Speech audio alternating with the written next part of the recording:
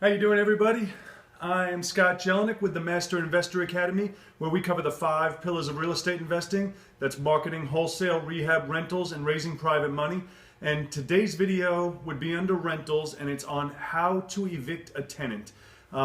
Evicting tenants is part of the ugly side of rentals, and it's a necessary evil, regardless of how well you screen and how nice your house is, or how much you fix things up, or how much you like the people. Evicting tenants is going to be part of your business if you're going to be in the landlording game. It's just part of the business. There's nothing you can do about it. It's going to happen.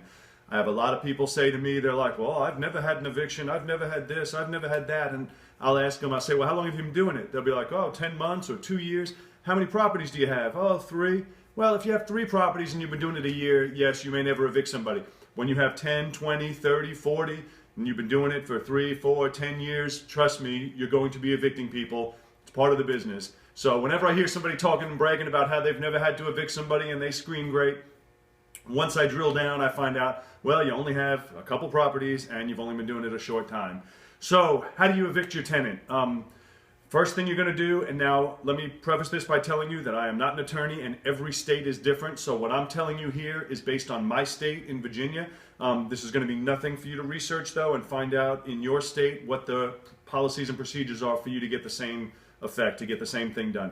In my state, in Virginia, the first thing we have to do is give a 5-day notice. Again, every state might be different. I'm speaking for Virginia. You have to give a 5-day notice. Now, you can, depending on how you wrote your lease, you can make your rent late as of this, after the 1st. It could be late on the 2nd, and then give you a 5-day notice. Typically, the way it is in my lease and the way it is in most people's leases is your rent is due on the 1st, it goes late on the 5th. We send out our 5-day notice on the 6th of every month. Regardless of everything else, or regardless of any stories you may have heard, the late notice goes out on the 6th. That starts the clock now ticking. They have 5 days now to pay. After the 6th, now they have a late fee, and they have 5 days to pay it before we go to the next step. The next step, we give them their 5 days. Generally, we wait to the 12th, so it's the 6th, so it's an extra day, and it depends on how weekends fall. Once we hit the 5-day notice period is up, we then go and file down at the courts. Now, if you have a full-time job or you're a part-time investor and you still have a full-time life, you may just want to find an attorney who does this and outsource it. It might cost you $250. I don't like to do that, but I'm a full-time guy. If you're a full-time real estate investor, you definitely should be doing this yourself, or eventually you'll have somebody do it for you who's in-house. But to hire and pay the $250 each time, if you're free, if you're an investor and you're free with your time, I would handle it myself or have your own person do it, not an attorney. So anyway, so the next step is you would go and file down at the courthouse. In my area, it's an unlawful detainer. We file it. It cost us, I think, $38, and we basically fill out. It's for breach of contract for not paying rent for the month of January, $875 plus $38 court cost and $87 late fee. You fill it all out, their name, your name, and then you'll pay the clerk. I think it's $38 in my state. Again, I don't know how it is in yours. Now, from that point on, you'll have a court date. Generally, it's about 3 weeks out. Now, it's out of your hands. The sheriff's department is going to deliver that to the front door of the house where the tenant is, and they're going to be now served. They know they have a court date coming up. Now, you don't do anything else at this point other than wait for that court date. When the court date comes, you'll get up and speak. Now, again, I'm speaking for Virginia. If my tenant does not show, they have 72 hours till the sheriff will come and do the eviction. If they do show up, they get 10 days before I can file for them to do the 72-hour eviction. So it's beneficial for them to show up, but typically they don't even know that. Now, what about stories? You're going to have people call you and they're going to say, well, don't file on me. I'm going to get paid on Wednesday, or I'm waiting on my check to clear the bank, or, you know, there was fraud on my account. They should reimburse me in a week. That's great. I still go through the exact same process every time, because this way the clock is ticking. Now, if their story is true, and I'll tell them, I say, listen, if you get your money Wednesday, no problem, I'll cancel the eviction. So it's no big deal. You get your money, you pay me, all I got to do is call the clerk and I cancel the eviction. I cancel court, it's all over. However, at least I started that clock ticking.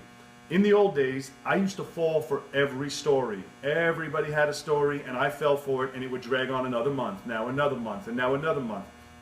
And what you're actually doing now is you're doing your tenant a disservice, because now it's $4 grand for them to have to come up with to stop this foreclosure.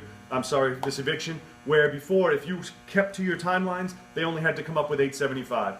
Now, it seems like, well, if you gave them more time, you're helping them. You're not helping them, because they can scrounge up, borrow, do whatever they have to do and come up with $875. When it's $4 grand, they're getting evicted. That's it. You screwed yourself and you screwed them. They're getting evicted.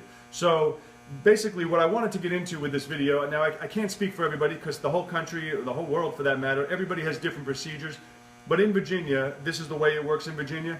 But what I'm really trying to stress to you is stick to your program. You have this date it's due, this date it goes late, this day we file, and this day we evict. And that's it, no exceptions. There has to be no exceptions. If you do exceptions for one guy and don't do it for somebody else, they could look to you as discrimination, that you treated them differently. You have to just be extremely equal and fair with everybody. And, you know, if it means somebody gets evicted, it means somebody gets evicted. It's going to happen in this business. There is no way around it. I'm sorry I couldn't be more help as far as the different states, because I really don't know the laws in different states. I just know the way it works in Virginia. And most importantly, what I'm stressing to you here, again, is not the procedure so much as your procedure. Whatever it is in your state, you have to be very strict by the book. Day 1 we do this, day 5 we do this, day 10 we do this, and have a policy in place and you enforce it. If you don't, they are going to walk all over you. The first time you say that you'll, let me concede, okay, no late fee this time, you're screwing yourself, and now they're going to expect no late fee every time.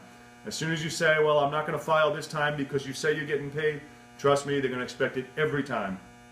You have to make it so. These are the rules. I wish I could help you, but as long as you pay before the eviction, I will go ahead and cancel it. That's all I have for you today. I hope this video helps you. It's just, I get asked a lot. People get into this rental game, and next thing you know, they get hit with a non-paying tenant, and they have no idea what even to do.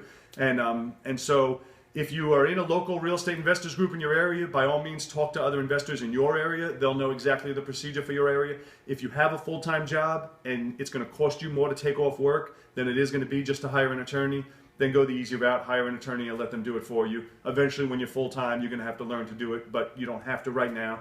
If you only have a couple properties and you have a full-time job still, better to let somebody else go for you. Anyway, I hope this video helps. I'm Scott Jelinek with the Master Investor Academy, and I look forward to seeing you on the next video.